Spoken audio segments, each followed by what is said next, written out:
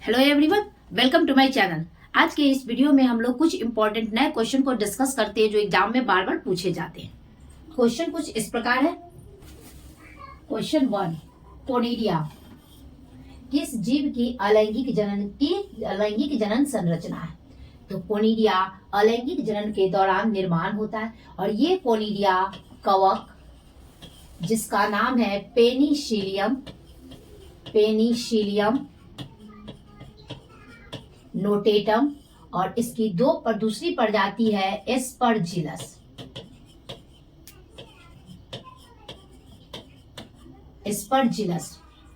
इसके द्वारा ये कोनिडिया जब ये पेनिसिलियम एस्परजिलस जो एक प्रकार का कवक है, जब ये अलैंगिक जनन करते हैं उसके दौरान कोनिडिया का निर्माण होता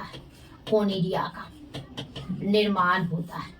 अगर हम पेनिसिलियम की बात करें तो इसकी एक प्रजाति है पेनिसिलियम नोटेटम जिससे पहला एंटीबायोटिक पेनिसिलिन प्राप्त किया गया था। अगर हम लोग विकल्प को देखें तो सवाल नहीं होगा, ब्रायोफाइट, प्रोटोजोआ। हमारा सही आंसर क्या होगा? कवक। तो हमारा सही आंसर क्या हुआ? बी।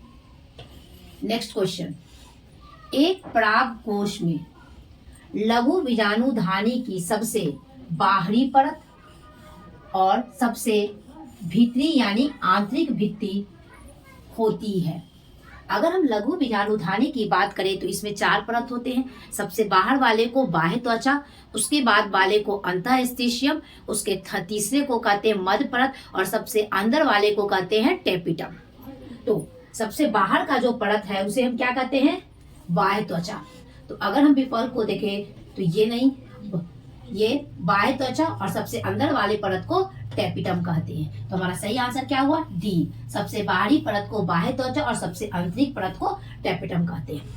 अगर हम टेपिटम की बात करें, टेपिटम या विकासशील परागकणों को या विकासशील यानी कि बढ़ते हुए वृद्धि करते हुए परागकणों को पोषण यानी कि भोजन प्रदान करता है।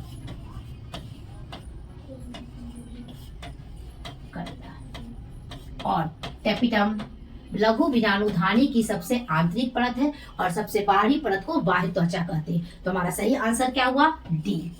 सबसे बाहरी परत बाह्य त्वचा और सबसे आंतरिक परत टेपिटम।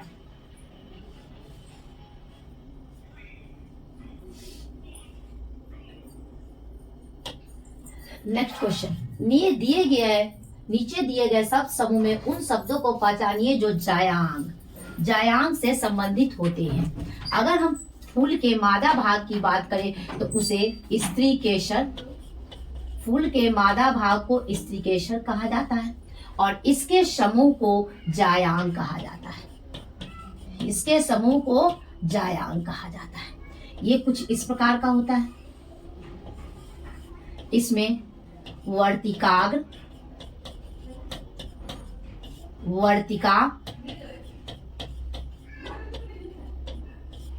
अंडाशय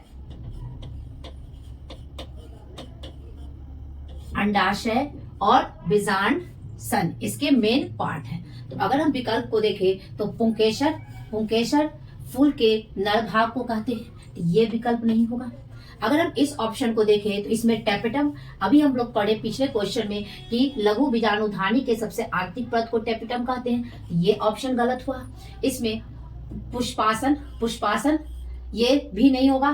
तो हमारा सही आंसर होगा ए, वर्तिकाग्र, बीजांड, भ्रूणकोश और बीजांडासन। अंडाशय के अंदर बीजांड पाया जाता है, जो निषेचन के बाद बीजांड से बीज का निर्माण होता है। नेक्स्ट क्वेश्चन, एक परिघटना जिसमें अंडाशय से बिना निषेचन के अंडाशय से बिना निषेचन के फल विकसित होता है उस प्रक्रिया को क्या कहा जाता है? तो जब अंडाशय से बिना निषेचन के फल का निर्माण होता है उसे अनिषेक फलन कहा जाता है। अनिषेक फलन। तो जब अंडाशय से बिना निषेचन के फल विकसित होता है उस प्रक्रिया को अनिषेक फलन कहा जाता है। तो अगर हम विकल्प को देखें तो हमारा ये नहीं होगा, ये हमारा सही आंसर क्या हुआ? ए, अनिषेक फलन। तो हमारा सही आंसर क्या हुआ? ए।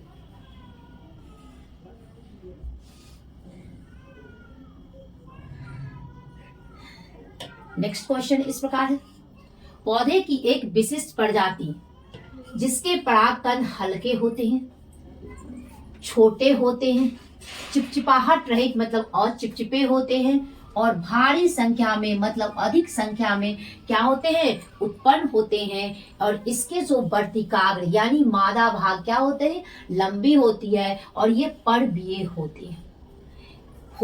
ये इस प्रकार के परागकण के लिए रूपांतरण, ये किस प्रकार के परागण के लिए इस परागकण का रूपांतरण होता है? तो जब परागकण कैसे हैं? हल्के हैं,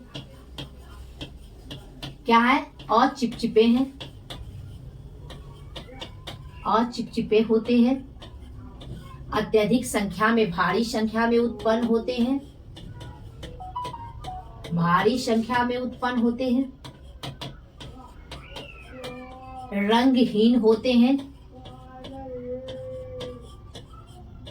रंगहीन होते हैं और छोटे होते हैं। तो ऐसा ये जो परागकण होते हैं इनमें परागण हवा के द्वारा होता है, इसलिए ये हल्के होते और चिपचिपे होते हैं, भारी संख्या में उत्पन्न, रंगहीन होते हैं और इसमें ऐसा रूपांतरण हवा के द्वारा यानी वायु द्वारा परागण के लिए होता है। और जब परागण वायु यानी कि हवा के द्वारा होता है तो उसे एनीमोफिली कहा जाता है। जब परागण हवा के द्वारा होता है तो उसे एनीमोफिली कहा जाता है। तुम्हारा सही आंसर क्या हुआ? सी। नेक्स्ट वन, कुछ पौधे में परिघटना देखी जाती है कि जिनमें लैंगिक उपकरण के भाग बिना निषेचन के भ्रूण बनाते हैं, वो कहलाते हैं। तो जब बिना लैंगिक उपकरण के भाग बिना निषेचन के भ्रूण यानी कि भ्रूण और भ्रूण से नए जीव का निर्माण होता है उस प्रक्रिया को अनिषेक जनन कहा जाता है। उस प्रक्रिया को अनिषेक जनन कहा जाता है। अनिषेक जनन मतलब नए जीव यानी कि भ्रूण जिससे आगे जाके नए जीव का निर्माण होता है बिना निषेचन के, उस प्रक्रिया को अनिषेक जनन कहा जाता है। तो अब ये नहीं होगा, ये नहीं है। हमारा सही आंसर क्या होगा? अनिषेक जनन। जब लैंगिक उपकरण से लैंगिक भाग से बिना निषेचन के नए जीव का यानी कि भ्रूण जिससे आगे जाके नए जीव का निर्माण होता है उस प्रक्रिया को अनिषेक जनन कहा जाता है। हमारा सही आंसर क्या हुआ? ए।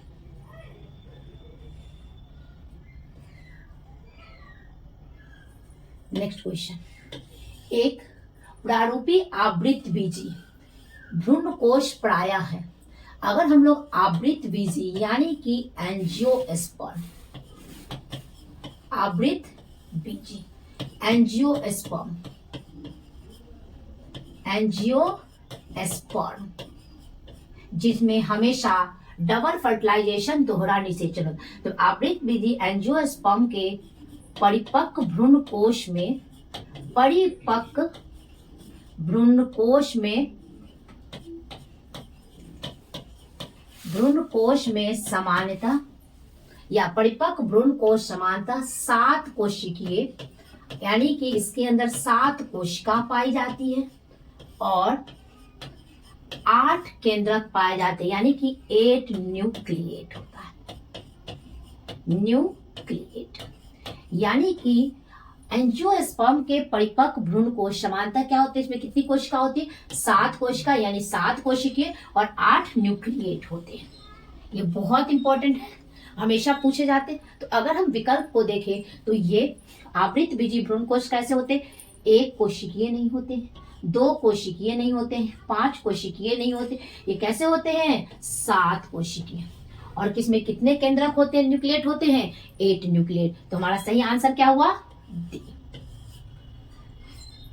नेक्स्ट क्वेश्चन, फूलों में कीटों कीटों के द्वारा परागण कहलाता है। तो जब परागण कीट के द्वारा होता है तो उसे एंटेमोफिली कहा जाता है। यानी कि जब परागण कीट के द्वारा होता है तो उसे एंटेमोफिली कहा जाता है। जब परागण पक्षी के द्वारा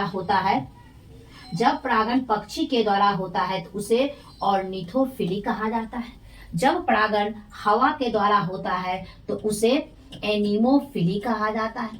और जब परागण जल के द्वारा होता है तो उसे हाइड्रोफिली कहा जाता है। तो क्वेश्चन कुछ इस प्रकार, फूलों में कीटों द्वारा परागण कहलाता है।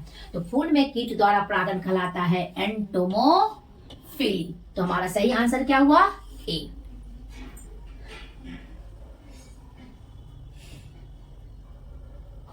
नेक्स्ट क्वेश्चन देखते हैं।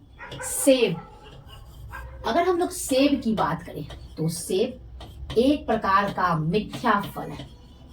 मिथ्या या कहिए इसे आभासी फल या असत्य फल है। तो सेब में खाने योग्य भाग होता है। तो सेब में पुष्पासन यानी कि थैलेमस का भाग खाया जाता है। तो सेब में खाने योग्य भाग पुष्पासन होता है और सेब एक प्रकार का मिथ्या, आभासी या असत्य फल है। तो अगर हम विकल्प को देखें तो हमारा सही आंसर क्या होगा? डी, पुष्पासन। Next question. वायु के यानी हवा द्वारा परागित पुष्प समानतः होते हैं। तो जब परागण हवा के द्वारा होते हैं तो ऐसे फूल कैसे क्या होते हैं? छोटे होते हैं और रंगहीन होते हैं। तुम्हारा सही आंसर क्या होगा? डी।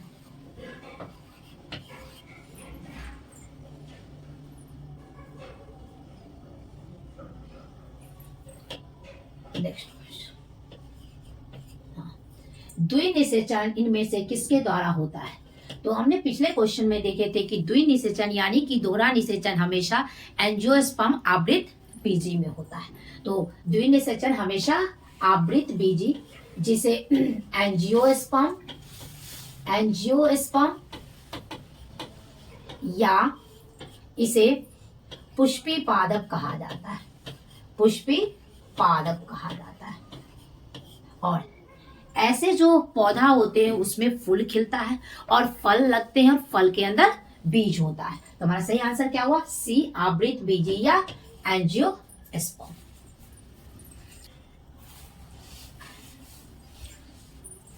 Next one. पुष्पी पादपों में बिना निषेचन के बीज का निर्माण होता है तो वह प्रक्रिया कहलाती है। तो जब बिना निषेचन के बीज का निर्माण होता है उस प्रक्रिया को असंग जनन कहा जाता है। असंग जनन कहा जाता है। अभी हम लोग इस क्वेश्चन सीरीज में डिस्कस कर चुके हैं कि जब बिना निषेचन के फल का निर्माण होता है उसे अनिषेक फलन कहा जाता है। जब बिना निषेचन के भ्रूण यानी कि नए जीव का निर्माण होता है उसे अनिषेक जनन कहा जाता है। और जब बिना निषेचन के बीज का निर्माण होता है तो उसे असंग जनन कहा जाता है। हमारा सही आंसर क्या होगा? डी, असंग जनन।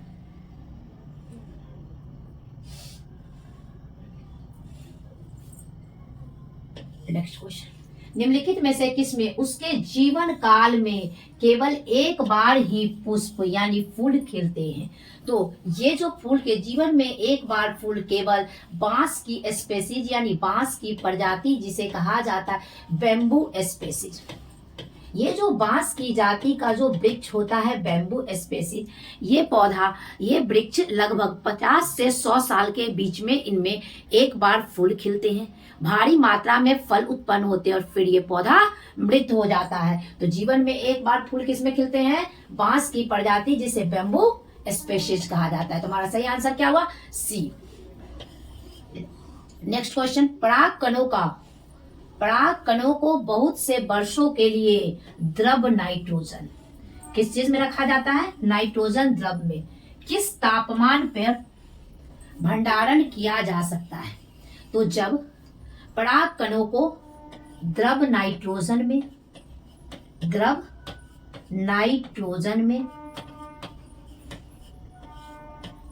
-196 डिग्री सेल्सियस पर भंडारण किया जाता है उस प्रक्रिया को क्रायो प्रिजर्वेशन कहते हैं। क्रायो प्रिजर्वेशन कहा जाता है। तो कितने डिग्री सेल्सियस पर किया जाता है? इनका भंडारण -196 डिग्री सेल्सियस पर किया जाता है। किस द्रव में किया जाता है? द्रव नाइट्रोजन में। और इस प्रक्रिया को क्या कहा जाता है? Cryo preservation. तो हमारा सही आंसर क्या हुआ? ए, -196 डिग्री सेल्सियस।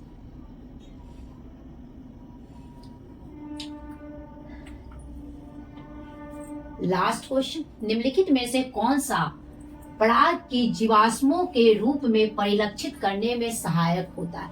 तो जब पराग कण का, अगर हम लोग पराग कण की बात करें, पराग कण की, तो पराग कण का जो बाहरी परत होता है उसे एक्साइन कहा जाता है। पराग कण के बाहरी परत को एक्साइन, बाह्य चोल कहा जाता है। और ये जो बाह्य चोल होता है एक्साइन, एक मटेरियल से, पदार्थ से बना होता है। उस मटेरियल को स्पोरोपोलिनिन कहा जाता है। स्पोरोपोलेनिन। और ये स्पोरोपोलिनिन ऐसा पदार्थ है जो अधिक टेम्परेचर पर ये नष्ट नहीं होता है, ना ही अभी तक कोई एंजाइम का पता चला है जो स्पोरोपोलिनिन पदार्थ को नष्ट कर सके। इसीलिए स्पोरोपोलिनिन बाह्य चोल में उपस्थित होने के कारण पराग कण को जीवाश्म के रूप में परिरक्षित करके रखा जाता है। तो क्या होगा हमारा सही आंसर? स्पोरोपोलिनिन। तो हमारा सही आंसर क्या हुआ? डी। तो आज के लिए इतना ही। Thank you.